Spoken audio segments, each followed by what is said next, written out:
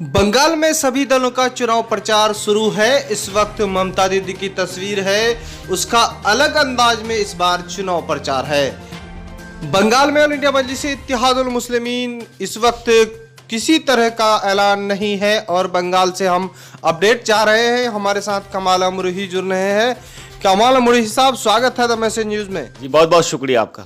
क्या लग रहा है, बंगाल में अभी तक मजलिस का एंट्री खासतौर पर किसी तरह का ऐलान नहीं हुआ है और इस वक्त बंगाल चुनाव को किस नजरिए से आप देख रहे हैं एमआईएम को लेकर? जी देखिए, मैं यही कहना चाहूँगा कि बैरिस्टर असदुद्दीन अवैसी साहब अब तक यहाँ पर अनाउंस नहीं किए हैं अपने कैंडिडेट का। हालांकि यहाँ पर 8 चरणों में यहाँ पर मतदान होना है और अदर पार्टी जो है 2 चरणों का अपने कैंडिडेट का अनाउंस कर चुका है। यहाँ के जो मजलिस के सपोर्टर है बिल्कुल परेशान है, वो इंतज़ार कर रहे हैं अभी भी। और मैं बता दूं आपको कि मजलिस के सपोर्टर जिस नाव में बैठे हैं, पतवार का कुछ पता ही नहीं चल रहा है। बिल्कुल इंतज़ार कर रहे हैं कि यहाँ पर कब कैंडिडेट का अनाउंस हो और खुलकर काम करने का मौका मिले। जिस तरह से देखा जाए, कर्नाटक में मजलिस-ए-इत्तेहादुल मुस्लिमीन चुनाव लड़ रही है, वहां पर गठबंधन के साथ 3 विधानसभा में अपने उम्मीदवार उतारे हैं। वहीं उत्तर प्रदेश का दौरा करिए, लेकिन मजलिस के राष्ट्रीय अध्यक्ष बैरिस्टर असदुद्दीन ओवैसी साहब आज तक ऐलान नहीं किए हैं बंगाल चुनाव को लेकर। हालांकि मीडिया उनसे संपर्क में रही। अब कमाल अमरोही साहब, हम ये जानने का प्रयास कर रहे हैं क्या स्थिति रहेगा वहाँ का समीकरण, अभी क्या हालात है वहाँ पर कि मुस्लिम वोट क्या ममता दीदी और पीरजादा अब्बास सिद्दीकी के साथ क्या बढ़ते नजर आ रहे हैं? जी बिल्कुल, देखिए जब मजलिस अब लेट कर रहे हैं, अगर मजलिस यहाँ से इलेक्शन नहीं लड़ती है बंगाल से, तो कहीं ना कहीं यहाँ के जो मुसलमानों की जो वोट है वो 100% बंटवारा होने वाला है। क्योंकि ममता दीदी पूरी ताकत झोंक दी है इस बार अपना फिर से सरकार बनाने में। देखिए व्हील चेयर में वो अपना प्रचार कर रही है, तो यानी कि किसी भी तरह से वो हारना नहीं चाहती है बंगाल इलेक्शन। अगर यहाँ से फिर लेट तो बहुत हो चुका है, अगर मजलिस को अगर यहाँ से इलेक्शन लड़नी है तो उनको और लेट नहीं करना चाहिए, अपने कैंडिडेट का अनाउंस करना चाहिए। क्योंकि यहाँ की जनता जो है मजलिस का बहुत ही बेसब्री से इंतजार कर रहे हैं। वो इंतजार में बैठे हैं कि बैरिस्टर असदुद्दीन अवैसी साहब कब अपना सभा रखें और कब अपना कैंडिडेट का अनाउंस करें और खुलकर काम करने का मौका मिले। अभी का जो राजनीतिक माहौल है वहां पर क्या मुस्लिम वोट बढ़ता हुआ नजर नहीं आ रहा आपको? जी बिल्कुल, अगर यहां से मजलिस इलेक्शन नहीं लड़ती है तो यहां के मुसलमान ज्यादातर लेफ्ट कांग्रेस में जाना पसंद करेंगे। इसलिए जाना पसंद करेंगे कि पीरजादे अब्बास सिद्दीकी साहब लेफ्ट कांग्रेस के साथ गठबंधन किए हैं और पीरजादे अब्बास सिद्दीकी साहब का बंगाल में बहुत ज्यादा पकड़ है। तो इसलिए यहाँ की जनता अभी भी कंफ्यूज है, अभी भी इंतजार कर रहे हैं कि कब यहां से मजलिस इलेक्शन लड़े। मजलिस-ए-इत्तेहादुल मुस्लिमीन को लेट करना आखिर क्या कारण रहा कि इस तरह से लेट हो गया? देखिए कारण तो एक यही रहेगा कि बैरिस्टर असदुद्दीन अवैसी साहब का रद्द को वहाँ पर कैंसिल किया गया, उनके प्रोग्राम को कैंसिल किया गया, उनके सभाओं को रद्द किया गया। तो कहीं ना कहीं ये प्रॉब्लम हो सकता है कि अगर यहाँ से फिर बैरिस्टर असदुद्दीन अवैसी साहब अगर वहाँ बंगाल में अगर पहुँचे, कोई विवाद ना हो जाए, इसी को लेकर चुप्पी बनाए हुए हैं और यहाँ के जो सपोर्टर है वो खुलकर काम नहीं कर पा रहे हैं। तो ममता दीदी इस बार पूरी ताकत के साथ इलेक्शन लड़ रही है यहाँ पर, और वहीं पर बीजेपी भी अपनी पूरी टीम के साथ अपना ताकत झोंक दिए हैं। किसी तरह से हो ममता दीदी की सरकार को गिराने में लगे हैं बीजेपी टीम है। और वहीं पर पीरजादे अब्बास सिद्दीकी साहब भी बहुत ही मजबूती के साथ लेफ्ट कांग्रेस के साथ यहां पर इलेक्शन लड़ने के लिए मैदान में उतरे हैं। तो इसी चीज को लेकर यहां के वोटरों में बहुत ही कंफ्यूज हो रहा है। अभी तक क्या मजलिस के लिए कमी कुछ वहां पर जो ऐसा नहीं लग रहा है कि मजलिस यहां पर नहीं आए हैं, तो बिल्कुल सुना सुना लग रहा है? जी बिल्कुल, मैंने पहले ही कहा था कि ऐसा सुना सुना लग रहा है कि जैसे कि वोटरों के दिलों से अगर पूछा जाए तो उनके दिलों से आवाज़ निकलता है कि एक तरफ खारी और एक तरफ कुआं। अब यहाँ के वोटर फैसला नहीं कर पा रहे हैं कि मैं ममता दीदी के साथ जाऊं या पीरजादे अब्बास सिद्दीकी साहब के साथ जाऊं। अगर यहाँ से मजलिस लड़ती है तो उनका एक रास्ता है कि सारे यहाँ के जो मुसलमान वोटर है वो मजलिस के ओर जाएंगे। ऐसा नहीं लग रहा है कि ममता दीदी इस बार जो है पीरजादा अब्बास सिद्दीकी के गठबंधन के साथ फिर सरकार बनाने पर मजबूर हो जाए? जी बिल्कुल, देखिए ऐसा लग रहा है बिल्कुल। इन लोगों का सोच है कि किसी भी तरह से यहाँ बीजेपी को जीतने ना दिया जाए और पूरी ताकत झोंक ली है। एक तरफ ममता दीदी व्हील चेयर पर अपना सभा कर रहे हैं और उधर पीरजादे अब्बास सिद्दीकी साहब ममता दीदी से पीछे नहीं है, वो भी अपनी पूरी ताकत के साथ अपना काम करने में नजर आ रहे हैं। बताते चले कि आपको इस बार जो है मजलिस वहां पर एंट्री की थी, शुरू से ही सियासी माहौल गर्म रहा है। पीरजादा अब्बास सिद्दीकी से साथ पहुंचने के बाद फुरपुरा शरीफ बैरिस्टर असदुद्दीन वहां पर सुर्खियों में रहा, लेकिन इस वक्त जो सुना सुना लग रहा है, कमाल अमरोही साहब का कहना है कि चुनाव का माहौल मजा नहीं आ रहा है, जो लुत्फ होना चाहिए चुनाव के खेल में।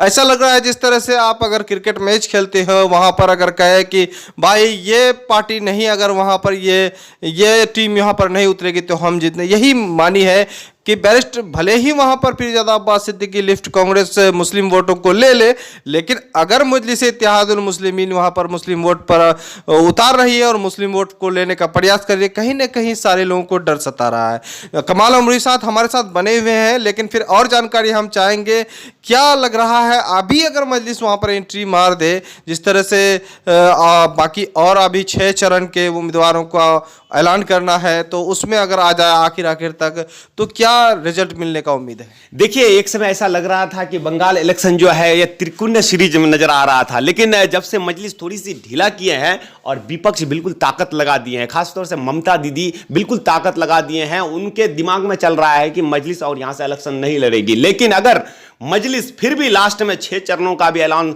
होना बाकी है, अगर फिर भी लास्ट में आती है मजलिस, तो यहाँ का इलेक्शन का मजा ही कुछ और आ जाएगा। और जो उम्मीद है यहाँ की जनताओं में मजलिस के लिए, बिल्कुल उनका जो है चिराग जलने वाला है। अगर लड़ते हैं यहाँ से तो बिल्कुल यहाँ से मजलिस को बहुत बड़ी कामयाबी मिलेगी। अगर वहां पर मजलिस नहीं लड़ती है तो ऐसा नहीं माहौल वहां पर क्रिएट हो जाएगा कि इस बार जो है बैरिस्टर असदुद्दीन ओवैसी ममता के जो नीचे हार गई या डर गई ममता से? नहीं, ऐसा कोई बात नहीं है। ममता दीदी पहले ही घबरा गई है मजलिस से, इसलिए तो असदुद्दीन ओवैसी साहब का जो है सभा को रद्द किया। अगर वो नहीं डरती तो सभा करने देते, और हमको लगता है अगर बैरिस्टर असदुद्दीन ओवैसी साहब अगर पहुंच जाते वहां तो अनाउंस भी हो जाता कैंडिडेट का।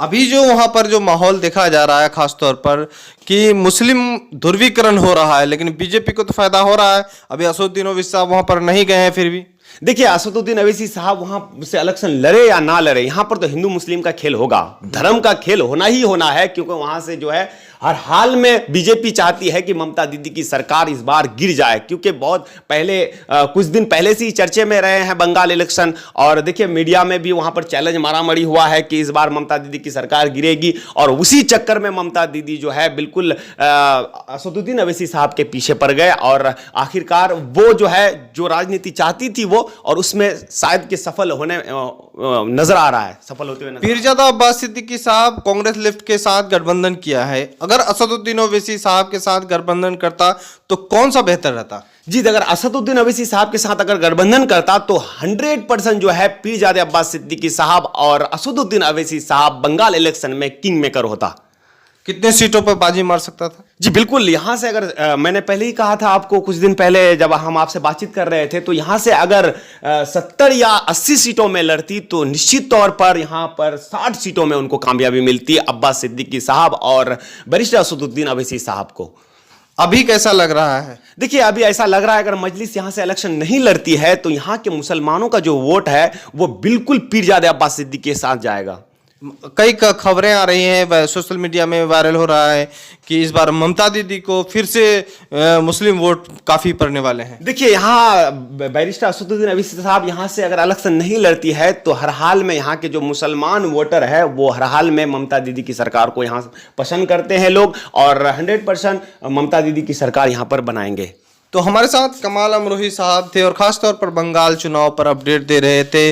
बंगाल चुनाव पर वो मजा कहाँ रही जब असदुद्दीन ओवैसी साहब वहाँ पर चुनाव ही नहीं लड़ने का संकेत मिल रहा है। अब लोगों की इंतजार धीरे धीरे खत्म होती जा रही है। ऐसा लग रहा है वहाँ पर मजलिस के कार्यकर्ता जिस कश्ती में बैठे हैं वहाँ पर पतवार ही नहीं है। पहले वहाँ पर जमीरुल हसन प्रदेश अध्यक्ष थे, पहले ही किनारा कर चुके थे। अब ये पतवार जो है ये कश्ती कहाँ लगेगी ये देखना है। चुनाव के आखिर तक चुनावी माहौल अभी गर्म होना है। तो वही ममता दीदी व्हील चेयर पर अपना चुनाव प्रचार कर रही है, जहां अपने वोटरों को लुभाने के लिए पूरा प्रयास में लगी है। तो वहीं पीरजादा अब्बास सिद्दीकी अपने एक सहयोगी गठबंधन के साथ है। पीरजादा अब्बास सिद्दीकी बीजेपी के खिलाफ तो हैं ही, लेकिन ममता के भी खिलाफ नजर आ रहे हैं। अब पता है कि वहां पर मुसलमान दो खेमे में बढ़ते नजर आ रहा है। अब देखना यह है कि अगर बैरिस्टर असदुद्दीन ओवैसी साहब किसी एक दल के साथ गठबंधन करते या इंडिविजुअल ही वहाँ पर चुनाव लड़ते तो वहाँ पर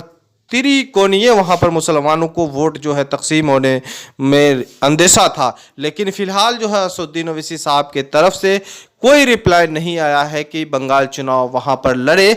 हालांकि उन्होंने तमिलनाडु का दौरा किया, वहाँ पर विधानसभा चुनाव में 3 उम्मीदवार अपने उतारे हैं। वहीं उत्तर प्रदेश का दौरा किए और उत्तर प्रदेश में जिला पंचायत चुनाव की पूरी तैयारी भी कर रहे हैं। लेकिन अचानक जो है बंगाल का समीकरण वो रणनीति तैयार करने में विफल साबित हो रहा है। जिस तरह से शुरू से ही मजलिस को तरह तरह से टारगेट और वहाँ के जो प्रशासन करते आ रहे हैं और कहीं ना कहीं पीरजादा अब्बास सिद्दीकी को उन्होंने पहली दफ़ा मुलाकात के बाद इतनी बड़ी जिम्मेदारी सौंप के आया था कि हम इन्हीं के दिशा निर्देश पर बंगाल चुनाव लड़ेंगे, जैसा पीरजादा साहब कहेंगे वैसे काम करें। लेकिन पीरजादा साहब ऐसा कर गए कि अब बैरिस्टर असदुद्दीन ओवैसी को कहीं का नहीं रखे हैं। अब रणनीति बना, समय बहुत कम है लेकिन रणनीति बनाने में बड़ा दिक्कत साबित हो रहा है। अब मजलिस वहाँ पर अगर चुनाव लड़ती है तो सफलता नहीं मिलती है, तो कहीं ना कहीं ये है कि 2022 में और जगह उनको चुनाव लड़ना है और कहीं ना कहीं मजलिस को आखिर में अब बदनाम लोग कर सकते हैं। वैसे भी मजलिस को तरह तरह से लोग बदनाम कर रहे हैं, लेकिन इस बार अब बैरिस्टर असदुद्दीन ओवैसी आप बड़े सियासतदान हैं, सोच समझ के वो फैसला लेंगे कि बंगाल चुनाव पे क्या करना है। फिलहाल बंगाल का ताज़ा अपडेट ये है कि 8 चरणों पे मतदान होना है।